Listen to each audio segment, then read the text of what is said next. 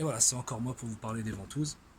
Alors, j'ai remarqué qu'il y avait une requête qui était souvent tapée dans les moteurs de recherche, c'était le mot hijama associé à danger.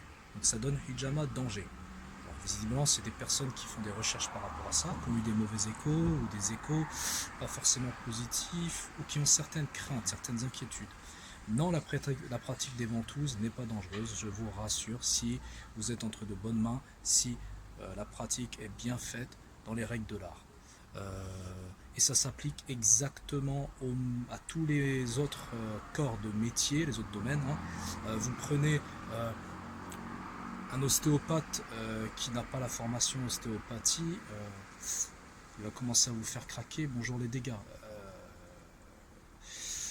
Vous prenez, pareil, un kiné, vous prenez n'importe quoi. Un maçon, il n'a pas les compétences, il n'utilise pas les bons outils, il n'est pas habile de ses 10 doigts, ça va faire mal. Un architecte qui commence, enfin un pseudo-architecte qui commence à dessiner des plans à la maison, bon, ça va pas tenir debout. Bon.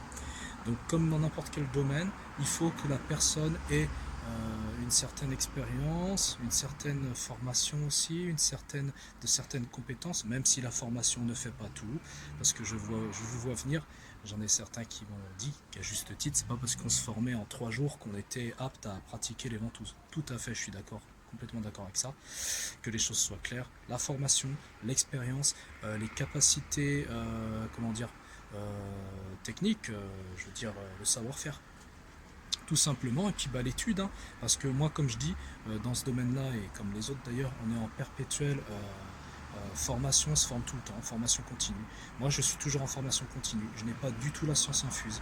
Je me permets de répondre à certaines de vos questions parce que vous m'avez sollicité, mais je n'ai pas du tout la prétention d'avoir réponse à toutes les questions, et je ne suis pas docteur en sciences des ventouses, voilà, de la technique des ventouses.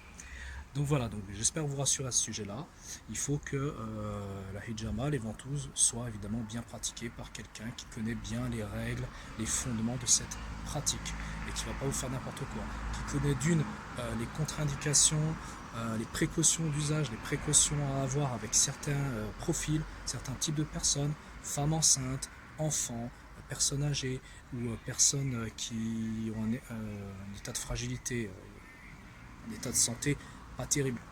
Donc, quelqu'un qui va prendre des précautions, notamment au niveau de l'hygiène, surtout pas d'inquiétude, hein, mais c'est clair qu'il faut faire, un petit travail de recherche sur qui vous allez voir. C'est comme n'importe où.